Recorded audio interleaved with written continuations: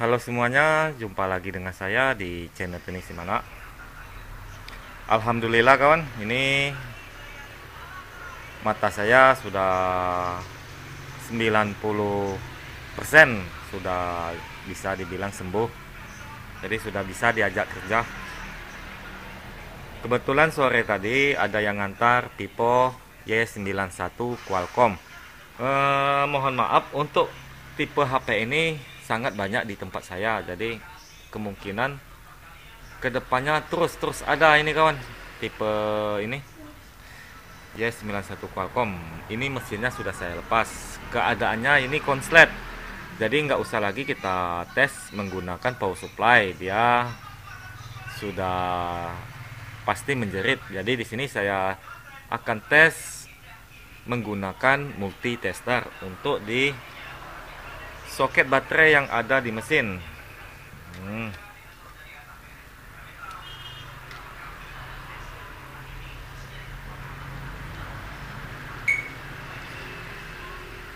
Nah, ini kawan penampakannya, mesinnya masih utuh, belum ada pengerjaan apapun. Kaleng-kalengnya masih menempel semua dan sangat kering, belum tersentuh sama air atau kotoran. Seperti itu. Jadi di sini saya akan cek di sini menggunakan dioda mode.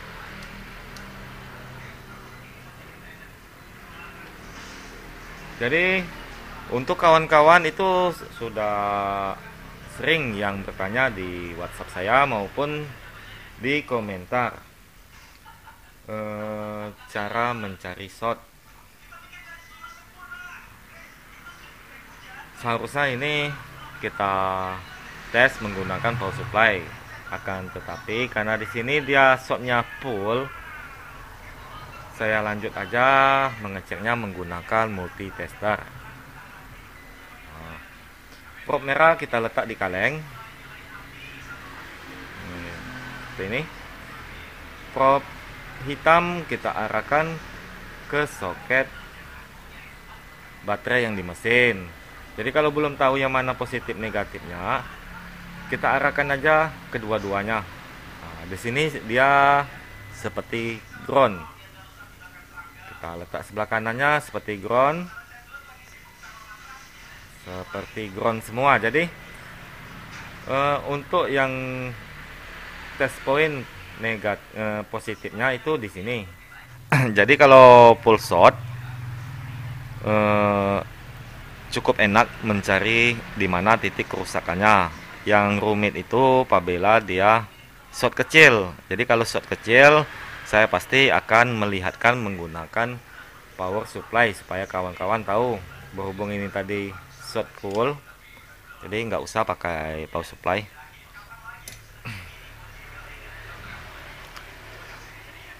Jadi begini,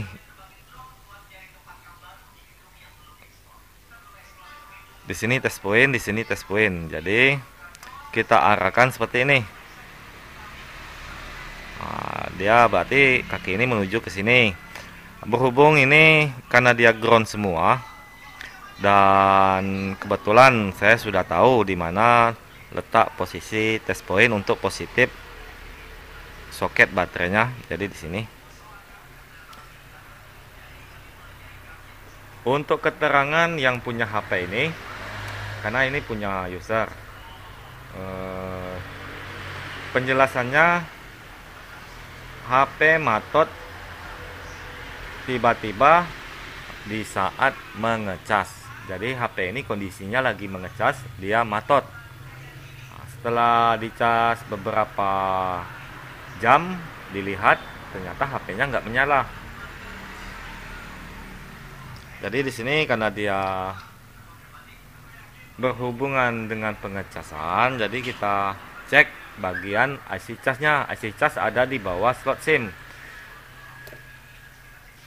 Jadi walaupun kedepannya tidak ada informasi sama yang punya, walaupun informasinya lagi main dia langsung matot, nggak apa kawan, dicek dulu bagian IC casnya. Di IC cas itu ada namanya coil PPH power. Jadi wajib kita cek supaya kita tahu di mana permasalahannya. Jadi di sini saya lanjut mengangkat kaleng ini. Nah, saya jepit, kemudian saya panaskan blower saya dengan suhu 360, angin di 1,5. Di sini akan saya congkel. Mungkin nggak sepenuhnya kelihatan ini kawan. Nggak apa ya kawan. Di sini saya mainkan alat pembersih lem IC ini, alat pembersih lem IC ini kawan, untuk di pinggir IC. Nah, karena saya lihat enak juga untuk mencongkel kaleng.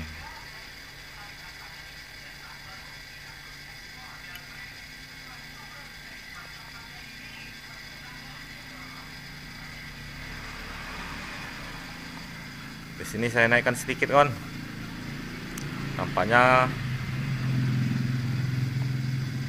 kurang jos. Akan saya tambahkan plug, karena saya itu menggunakan suhu 365, memang cukup rawan itu kawan. Nah, tapi nggak apa, karena nggak ada IC yang bakal berefek. Kita takut aja kalau PCB-nya aja yang menggelembung kalau kita menggunakan suhu yang terlampau panas. Tapi caranya ya itu tadi, jangan kita pendamkan untuk mata blower, kita goyang-goyangkan aja kiri kanan. Dan untuk kaleng IC cas yang di bawah slot SIM itu memang biasanya saya congkel seperti ini, jarang saya potong karena jarang dia berefek ke komponen yang lain. Tapi kalau kaleng IC power saya selalu memotong menggunakan tang potong, jarang saya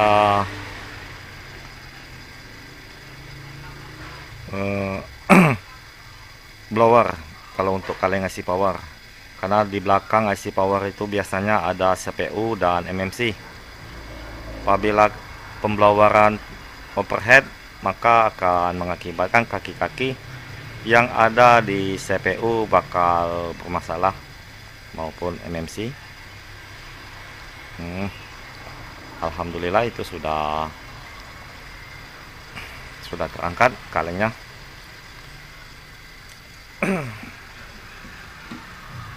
Lampu mikroskop saya ini kurang terang nampaknya kawan.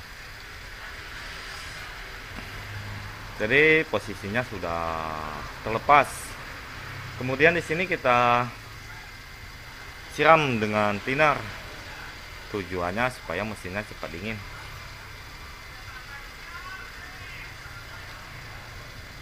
Di sini saya siram kawan menggunakan thinner. Nggak apa itu kawan, supaya tidak terlampau panas.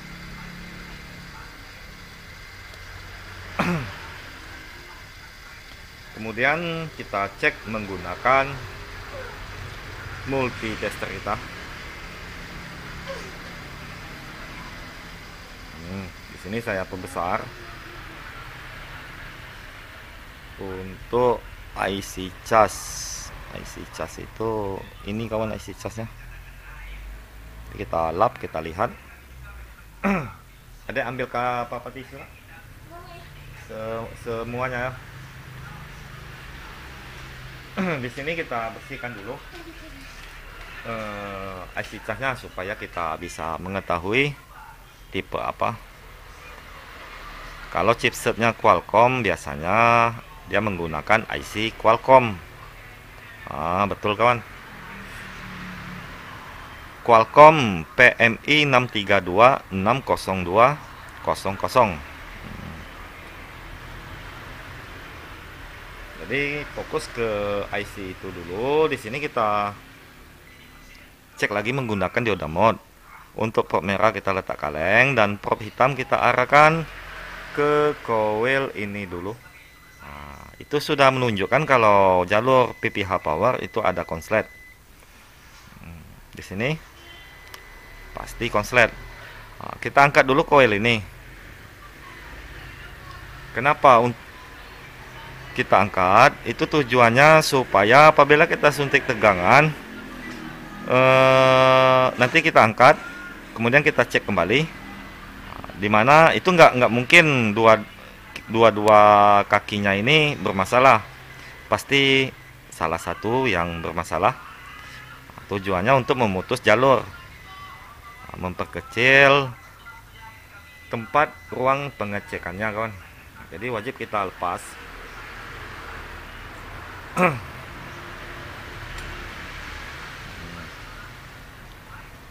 Nah, itu IC PMI-nya, lalu kita kembali melepas coil atau lilitan itu. Blower saya setel 355. Sini saya lanjut memblower.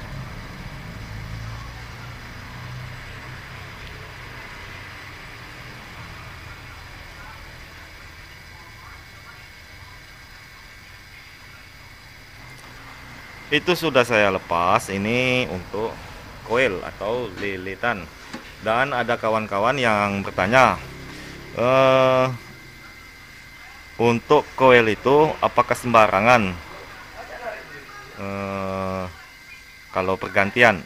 Iya kawan, sembarangan aja, yang penting coil kita ambil di mesin yang lain. Jadi kita ambil mesin yang lain, kita lihat aja coil. Nggak nentu wajib di dekat IC charge. Di IC power juga banyak coil, nggak apa kita ganti menggunakan coil yang ada di dekat IC charge. Jadi di sini kita cek kembali.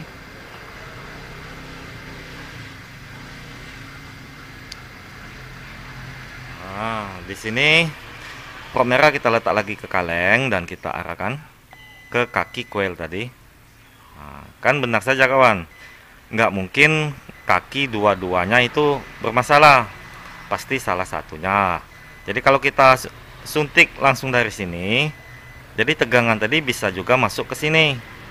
Nah, model itu, jadi panjang pengecekannya. Kalau coil itu ada yang konslet, wajib kita angkat. Nah, jadi kita suntik di coil ini.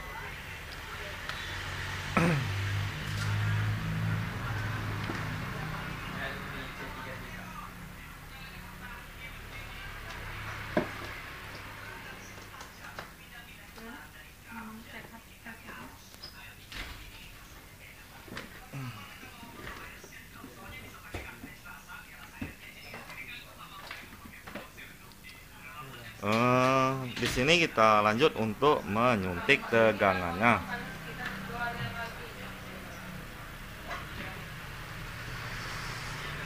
Yang positif MBR saya. Ini saya kecilkan lagi kan. Nah, itu tegangan 4 volt.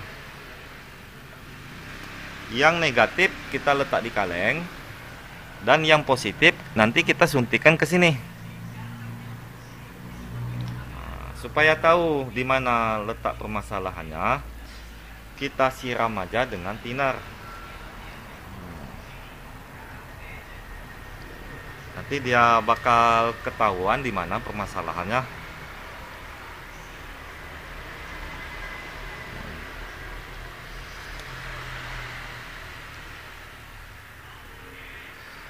Nah, seperti ini. Kita suntik. Ternyata tidak ada penampakan di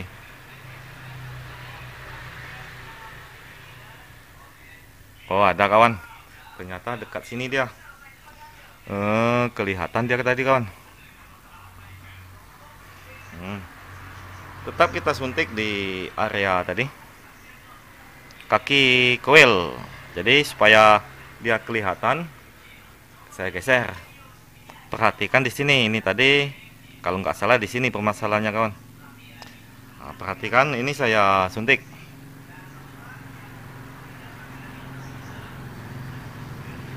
Nah itu kawan, memang nggak terlampau jelas, tapi dia itu ada penampakan kalau dia yang bermasalah. Nah kurang jelas, kita perbesar. Oh, di sana memang sudah terlihat kalau kapasitor itu sudah ada penampakan kalau sudah ada kegosongan. Saya suntik lagi.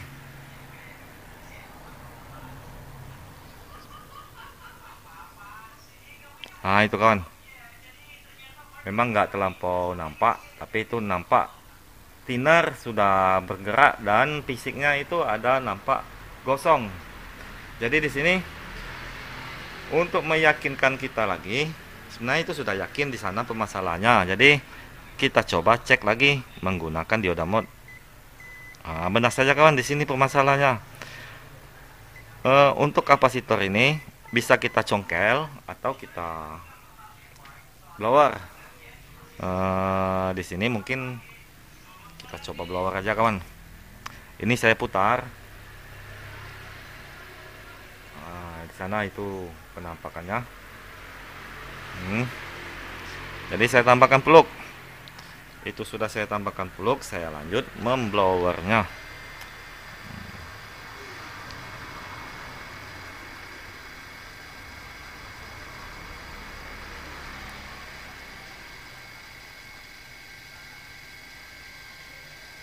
Itu sudah tercopot. Kemudian kita putar. Oh ya, ini mau diganti, boleh juga diganti. Nggak diganti ya kita coba aja nyalakan. Kalau nggak ada efeknya,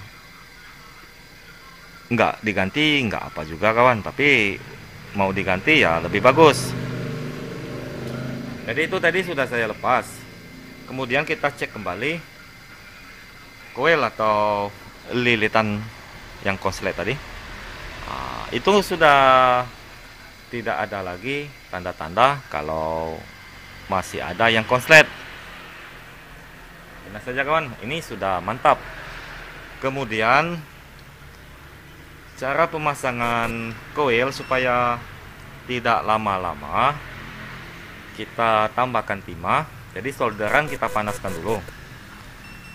Itu sudah panas. Di kaki koil tadi kita tambahkan timah itu supaya pembloweran nggak lama-lama. Jika mau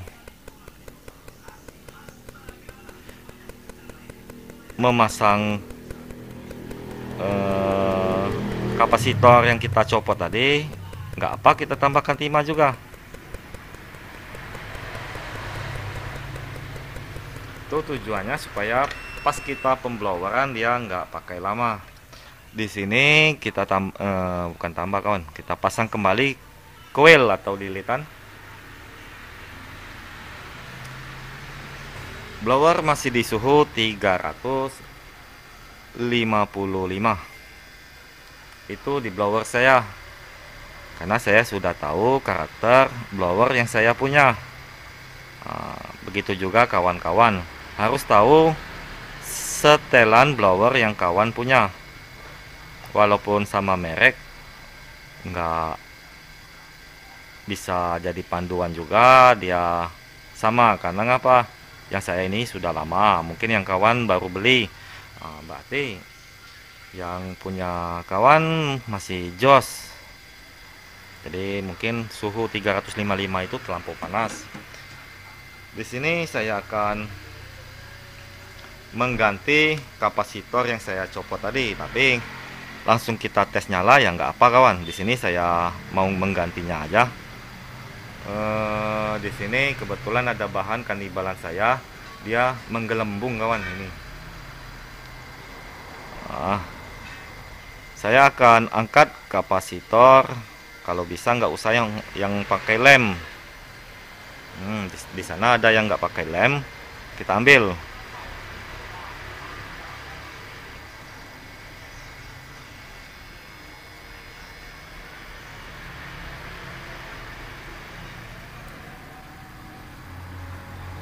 Nah itu sudah tercopot.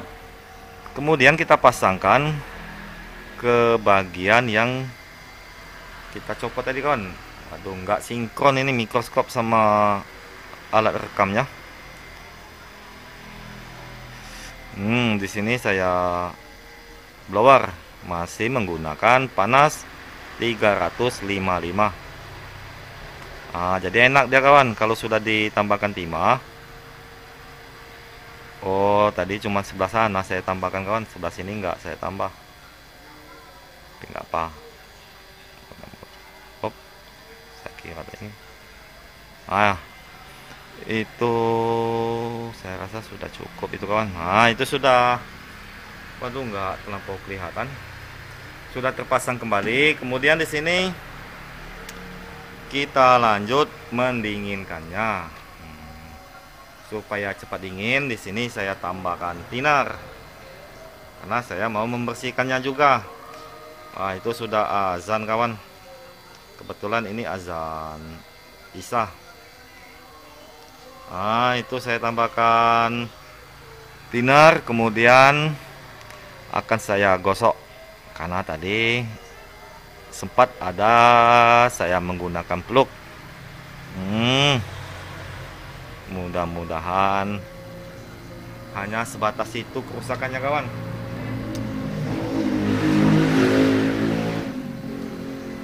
Jadi di sini saya lap. Kemudian akan saya nyalakan dulu kipas saya kawan. Supaya nggak lama-lama.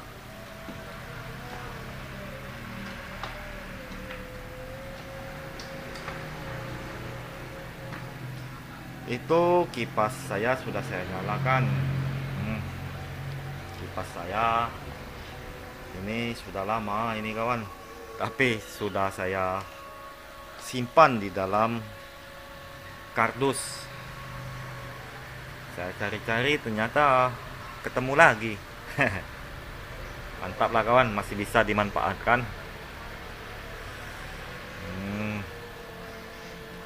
Jadi di sini saya dinginkan dulu. Karena dipegang dia masih demam. Untuk mesinnya masih terasa panas. Jadi kalau masih terasa panas, jangan dulu kita pasangkan baterainya atau coba-coba langsung menyalakan. Itu maksud saya bahkan bakal menjadi permasalahan yang lain lagi. Karena IC itu belum siap bekerja apabila dia habis di blower. Jadi wajib kita dinginkan dulu. Walaupun kita mendesak mau cepat-cepat atau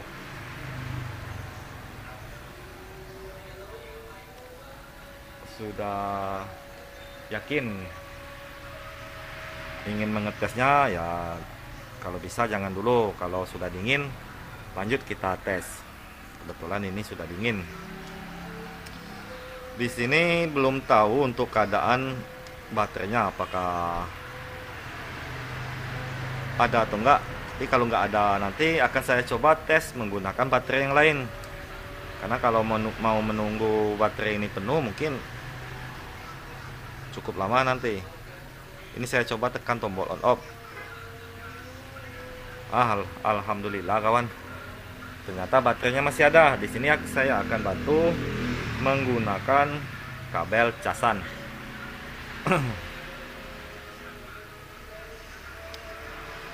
Jadi untuk mengatasi HP yang full short atau short kecil, usahakan terlebih dahulu kita cek coil PPH power yang ada di samping IC cas untuk setiap mesin HP. Kalau menurut saya kawan, alhamdulillah kalau dari PPH power kita pengecekan konsletnya, mudah-mudahan bisa ketemu nanti.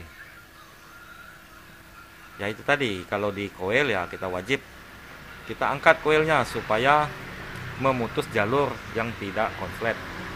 Mantap kawan, jos. Ternyata baterainya masih banyak. Alhamdulillah.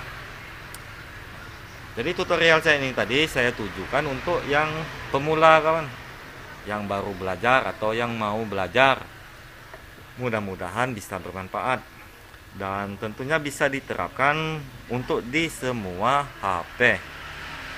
Kalau HP konslet langsung aja pertama cek jalur PPH power yang di samping IC cas. Biasanya setiap HP di samping IC cas itu ada coil. Coil itu PPH power. Lanjut cek sana walaupun dia short kecil ataupun short besar. HP ini pokoknya sudah menyala dan tentunya kita bisa beli udut dan kopi. Waduh, kopinya ternyata di sana kawan. Oke kawan, terima kasih telah menyimak video saya ini hingga detik terakhir ini. Dan tentunya semoga kedepannya saya akan rutin mengupload, karena mata saya sudah bagus kembali, sudah normal kembali. Bahagianya bukan main kawan, karena mata itu sangat-sangat menerangi kehidupan kita semua kawan. Kalau mata bermasalah bakal jadi gelap semua. Aduh, jangan-jangan nggak mau lagi nih kawan. Saya rasa bisa kawan. Bisa kawan, masih menyala. Jadi di sini saya sudahi tutorial saya ini tadi. Selalu support channel saya ini dengan cara like, comment, dan subscribe-nya. Dan tentunya bagikan channel saya ini ke teman-teman Anda.